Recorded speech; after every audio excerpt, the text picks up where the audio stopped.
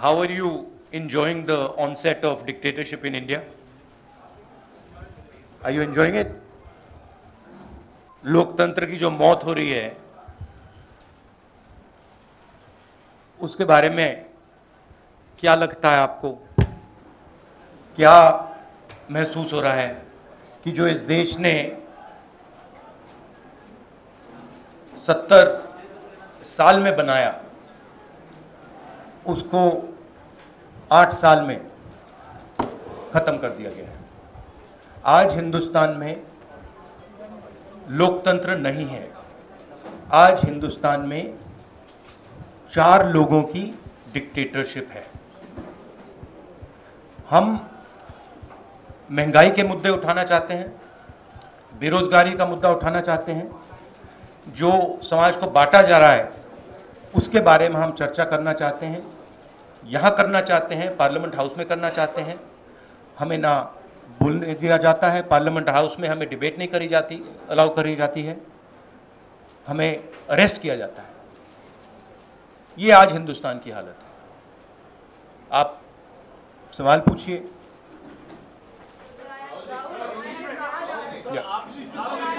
In English. Look, what we are witnessing, is the death of democracy. That's what India is witnessing.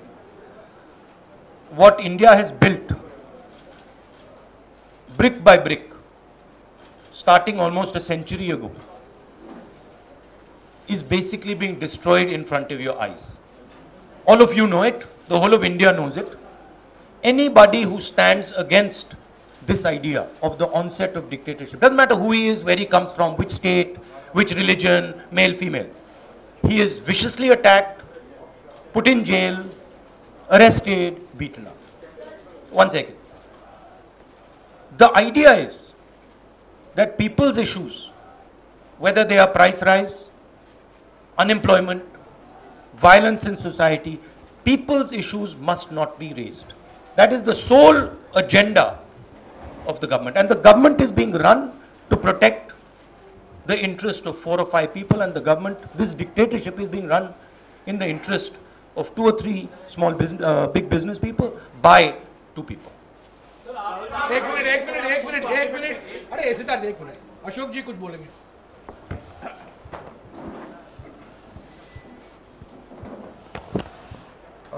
Rahul ji ने जो कहा उसका आप समझ रहे हैं कि देश में क्या हालात हैं। किसी ने हमने कल्पना नहीं की थी कि कभी ये वक्त भी आएगा जब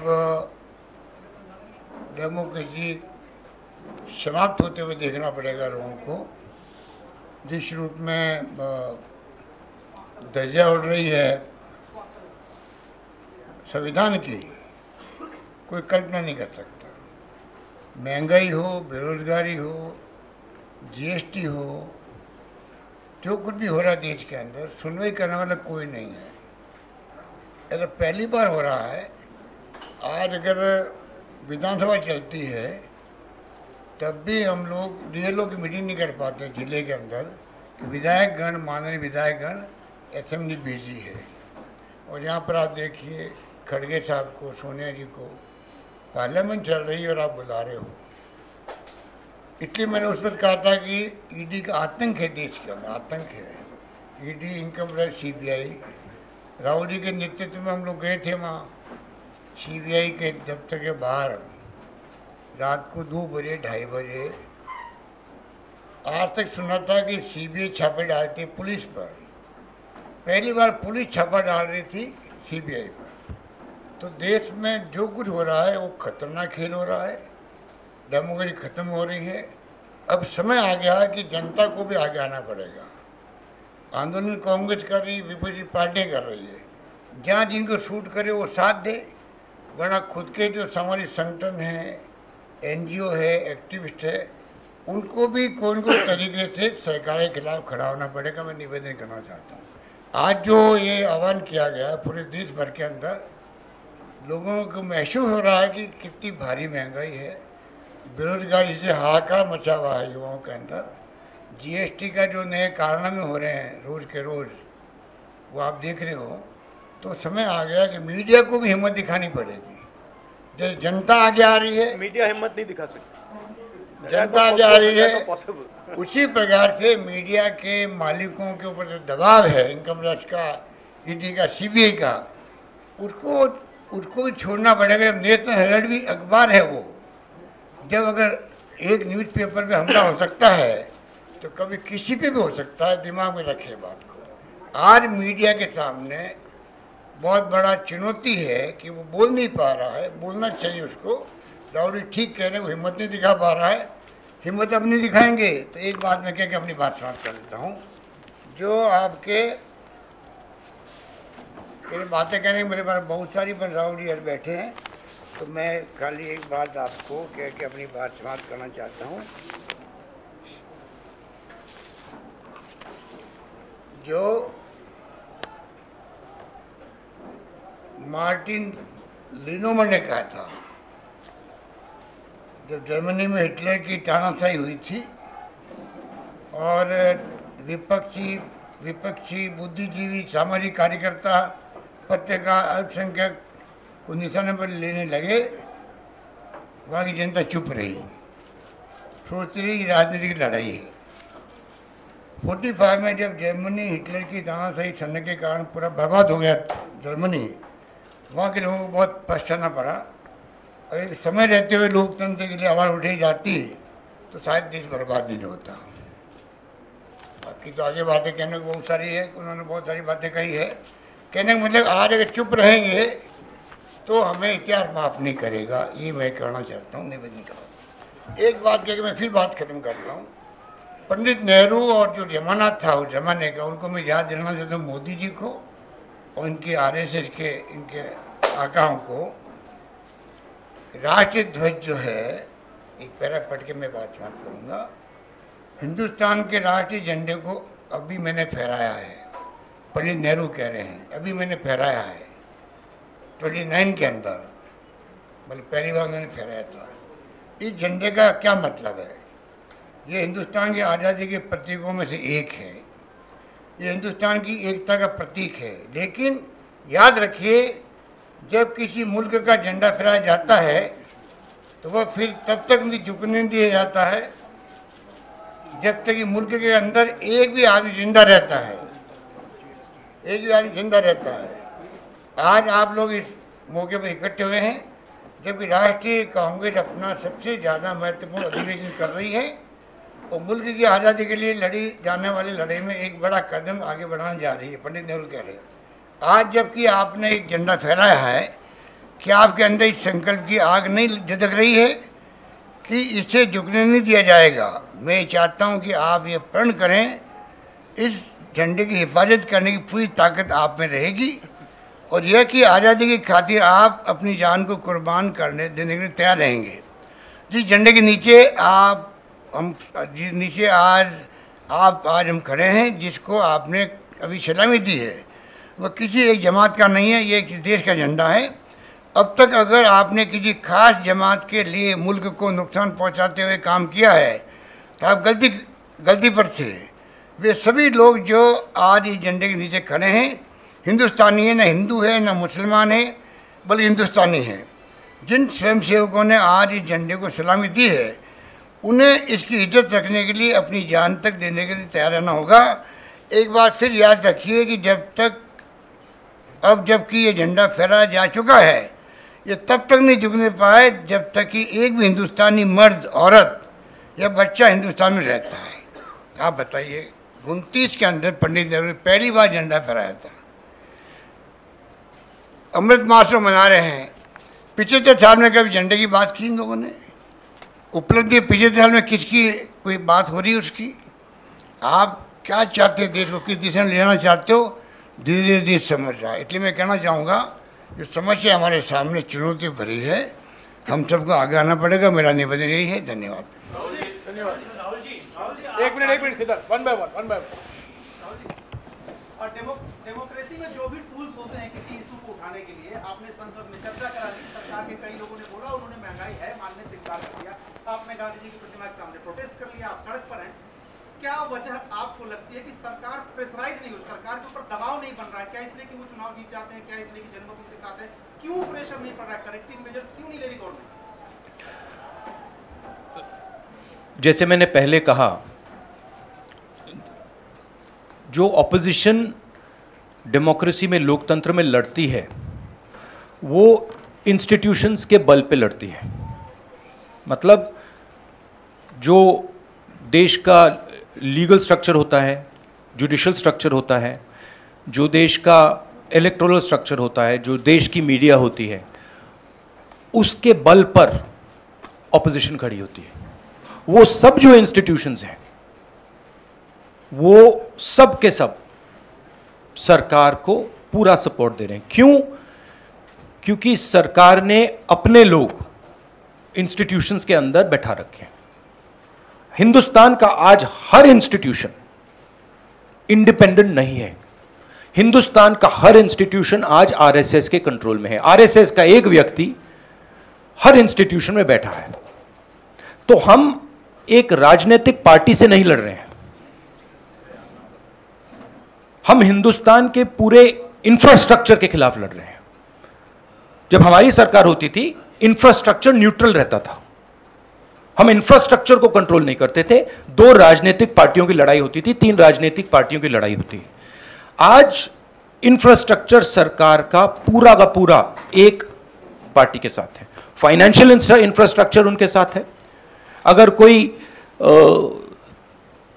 दूसरी पॉलिटिकल पार्टी को सपोर्ट करना चाहे, उस पर ईडी लगा दी जाती है, सीबीआई लगा दी जाती है, धमकाया जाता है, डराया जाता है। तो फाइनेंशियली मोनोपोली है बीजेपी की, आरएसएस की, इंस्टीट्यूशनली मोनोपोली है। इसीलिए ऑपोजिशन इफेक्टिवली, अग्रेसिवली खड़ी हो रही है, बट इंपैक्ट जो होना चाहिए वो दिख नहीं रहा है। सर, आप पार्लियामेंट में जब प्राइस राइज पर चर्चा हो रही थी, वित्त मंत्री ने रिप्लाई दिया और ये कहा कि ये माना कि हाँ महंगाई है, लेकिन उतनी नहीं है कि यूपीए सरकार के वक्त 7% इन्फ्लेशन रेट है, लेकिन this is just complete nonsense. आज सबसे ज्यादा अनएम्प्लॉयमेंट हिंदुस्तान में, महंगाई बढ़ती जा रही है, गैस सिलेंडर की प्राइसेस बढ़ती जा रही हैं। पता नहीं, शायद मतलब फाइनेंस मिनिस्टर को मतलब ये आंकड़े दिख ही नहीं रहे हैं, या उनको बताया गया है कि बस बोलते जाइए, बट ये रियलिटी नहीं है। आप किसी भी कस्बे में चले जाइए, किसी भी गांव में चले जाइए, किसी भी शहर में चले जाइए, पूछिए महंगाई की क्या हालत है, आपको बताएंगे कि सबसे ज़्यादा आज महंगाई है। तो देखिए, रियलिटी एक है और परसेप्शन एक बनाया जाता है, ठीक है। कहते हैं स्टार्टअप इंडिया, ठीक है, पूरा ट्रांसफॉर्मेशन कर दिया। आप मुझे दिखाओ स्टार्टअप इंडिया है कहां?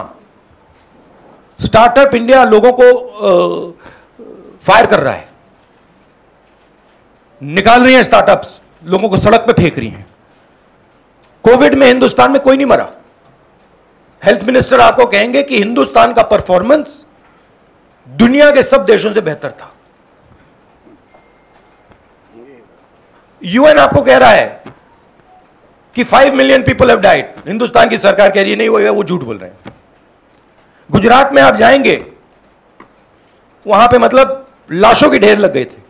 गंगा में आपने देखा लाखों लोग मरे,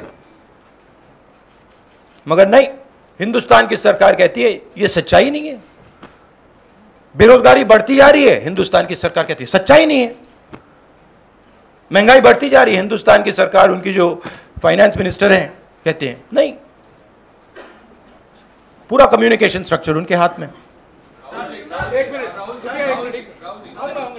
सुप्रिया। सर, आपने मतलब बोला है महंगाई पे, बेरोजगारी के मुद्दे पे आप कह रहे हैं कि कम्युनल हार्मनी के लिए हम लोग लड़ रहे हैं, लेकिन सरकार ने तो उसका हमला आप पर बोल दिया है। How do you see the way that barricading happened and you are raising the issues of the people? I understand one thing very clearly. The more I raise people's issues, the more I tell the truth in front of you, the more I will be attacked by the government. It's a simple thing. जितना मैं सच्चाई बोलूंगा, उतना मेरे ऊपर आक्रमण होगा। मेरी प्रॉब्लम यह है कि मैं सच्चाई बोलता हूं, मैं डरता नहीं हूं। तो मैं अपना काम करूंगा, लोकतंत्र के लिए खड़े होने का काम करूंगा, महंगाई का मुद्दा उठाने का काम करूंगा, बेरोजगारी का मुद्दा उठाने का काम करूंगा, और मेरे ऊपर और आक्रमण होंगे। यह सच्चाई है। और जो धमकाता है वो डरता है। ये बात आप समझ लीजिए, जो डरता है वो धमकाता है। किससे डरते हैं? जो आज हिंदुस्तान की हालत है उससे डरते हैं। जो उन्होंने वायदे किए थे, जो उन्होंने पूरे नहीं किए, उससे डरते हैं। महंगाई से डरते हैं, बेरोजगारी से डरते हैं, जनता की जो शक्ति है उससे डरते हैं। क्यों डरते हैं? क्योंकि झूठ बोलते हैं। 24 घंटा ये लोग झूठ बोलते हैं। बेरोजगारी नहीं है, प्राइस राइज नहीं है, चाइना नहीं आया। राजनीतिक दल को डराने की कोशिश सरकार के द्वारा होती है, वो डराने की कोशिश तो आपको, सोनिया जी को, कांग्रेस पार्टी को भी हो रही है। उस डर को किस तरीके से मुकाबला करेंगे? डर है ही नहीं, मुकाबला करने की क्या जरूरत है ही नहीं डर। किस चीज से डरना? डर नहीं। एक मिनट मौसम मैं आ रहा हूँ। राहुल जी, लगातार कहा जा रहा है कि महंगाई बहाना है, दरअसल आप लोग का निशाना ईडी है। और दूसरा, एक तरफ जहां आप लोग बाहर सड़कों पर उतरे हुए, संसद के भीतर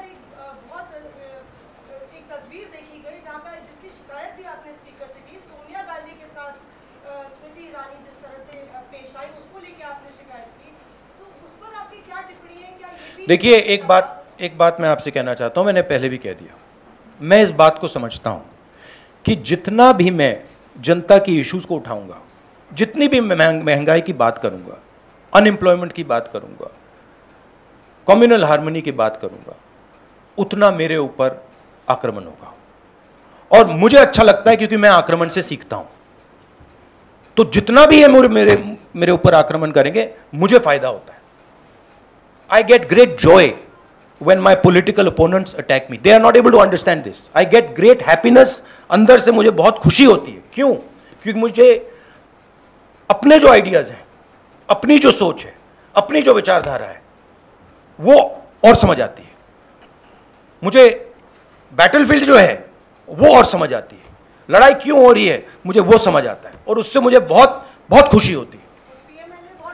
आप एक काम कीजिए, अगर आपको मौका मिले, जो ईडी ऑफिसर्स ने मुझे इंटेरोगेट किया, उनसे आप जाके बात कीजिए। वो आपको बता देंगे क्या हुआ उस कमरे में। No supplement. INS news agency से मेरा सवाल है कि आखिर क्या मजबूरियां कांग्रेस पार्टी के सामने है कि आपको हर चीज पर साबित करना पड़ रहा है, चाहे वो झंडे को लेकर हो, महंगाई को लेकर हो, या कोई भी अन्य मुद्दा हो। कांग्रेस पार्टी जनता के सामने ऐसा क्या मजबूरियां? कांग्रेस पार्टी को नहीं, हिंदुस्तान में कोई भी व्यक्ति, किसी भी पार्टी का, non political, political, film star, कोई भी अगर सरकार के खिलाफ कुछ बोलता है, उस पे हिंदुस्तान के सारे इंस्टीट्यूशन का वजन पड़ जाता है। यह कांग्रेस पार्टी की बात नहीं है। मैंने जो यहां शुरुआत की, और देश को शायद यह समझ नहीं आ रही है और आएगी बात, लोकतंत्र आज हिंदुस्तान में नहीं है, खत्म हो गया है। Democracy is now a memory in India, it is nothing more, and there are consequences to this. You will see there are going to be devastating consequences to this, because the people of India are not just going to keep quiet. मौसमी ने जो सवाल पूछा था, पहला सवाल वही मैं दोहराना चाहता हूँ। आपके political opponents mainly multiple BJP leaders का, सच में उसका जवाब नहीं आया था सर। किसका नहीं जवाब है? मल्टीपल बीजेपी लीडर्स का आरोप है कि महंगाई सिर्फ बहाना है, क्योंकि आपसे और मिसेस गांधी से ईडी क्वेश्चनिंग कर ली, इसलिए आप लोग इतना बड़ा हुआ है। नहीं, question all you want, question all you want, right? There is absolutely nothing there, everybody knows it, so question all you want. My job is to resist the idea of the RSS. That's my job. And I'm going to do it. The more I do it, the more I will be attacked. The harder I will be attacked. I am happy. Attack me. हाँ रंजीता, राहुल जी, आपने कहा आप हर तरह के attack के लिए तैयार हैं। अभी हम जब रिपोर्टिंग कर रहे थे तो आपके कार्यकर्ता आपसे एक मांग कर रहे हैं कि आप एक बार फिर राष्ट्रीय अध्यक्ष की कुर्सी पर आप आ जाएं। देखिए, ये प्रेस कॉन्फ्रेंस आप डिस्ट्रैक्ट करने की कोशिश मत कीजिए, ठीक है? सीधी सी बात है। ये प्रेस कॉन्फ्रेंस महंगाई, बेरोजगारी और देश में जो आज हालत है उसके बारे में है। तो अब उसके बारे में बात करते हैं, क्योंकि वो हिंदुस्तान की जनता के लिए सबसे जरूरी मुद्दा है। ओके विक्रांत। सर, सोनिया गांधी ने कहा कि मैं इंदिरा गांधी की बहू हूं, किसी से नहीं डरती। आपने कहा कि मैं नरेंद्र मोदी से नहीं डरता। तो क्या नरेंद्र मोदी आप लोगों को डरा रहे हैं? कोई तरीका आपको मैंने आपको बोला डर नहीं है। अगर आप क्या डरा रहे हैं तो वो डराने की कोशिश करें, करते जाएंगे, कोई फर्क नहीं पड़ता। एक मिनट, एक व्यक्ति सवाल पूछेंगे प्लीज। नहीं, देखिए, ये एक बात समझिए, ये गांधी परिवार पे अटैक क्यों करते हैं? ये गांधी परिवार पे इसलिए अटैक करते हैं क्योंकि हम एक विचारधारा के लिए लड़ते हैं और हमारे जैसे देश में करोड़ों लोग हैं। हम लोकतंत्र के लिए लड़ते हैं, हम कम्युनल हार्मनी के लिए लड़ते हैं और सालों से लड़ रहे हैं। यह सिर्फ मैंने नहीं किया, सालों से हो रहा है। जान दी है मेरे परिवार ने। यह हमारी जिम्मेदारी है, रिस्पॉन्सिबिलिटी है, जो भी आप कहना चाहो, क्योंकि हम इन विचारधाराओं के लिए लड़ते हैं। जब हिंदुस्तान को बांटा जाता है, हिंदू मुसलमान को लड़ाया जाता है, हमें दर्द होता है।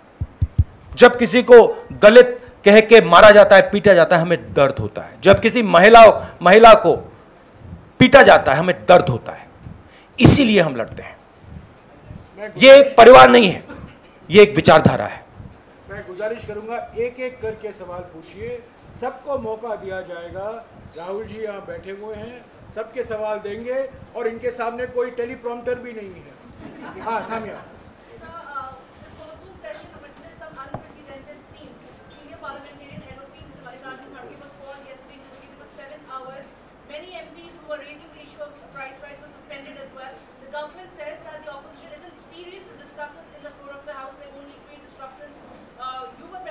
We have been asking for a discussion on price rise. No discussion was allowed. Practically no discussion is allowed in parliament. The Chinese troops came into India, they occupy India, no discussion is allowed. Unemployment we want to raise, no discussion is allowed. Price rise, no discussion. Agnipath, no discussion. No discussion is allowed.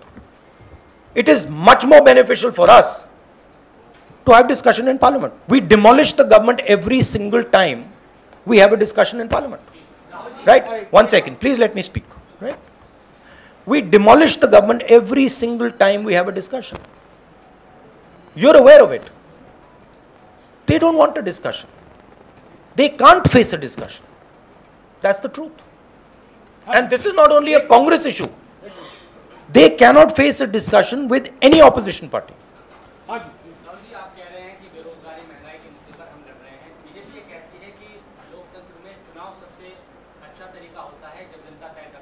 हाँ, Hitler भी चुनाव जीत के आया था। हाँ, Hitler भी चुनाव जीत जाता था। हिटलर चुनाव कैसे जीतता था? हिटलर चुनाव ऐसे जीतता था कि जर्मनी के पूरे इंस्टीट्यूशंस उसके हाथ में थे। उसके पास एसए थी, पैरामिलिट्री फोर्स थी, उसके पास पूरा का पूरा ढांचा था। मुझे पूरा का पूरा ढांचा दे दो, फिर मैं दिखाऊंगा आपको कैसे इलेक्शन जीता जाता है। You see, please understand. What? नहीं वो अलग है। Sunil. Sir, you were saying about your family and your fight and you're fighting for an ideology. Some would ask that Mr. Rahul Gandhi should now take over the leadership of the Congress party and fight for this, especially when you're talking about price rise. Sunil, he has already answered that question. He has said that this. Sunil, please refer to the earlier answer.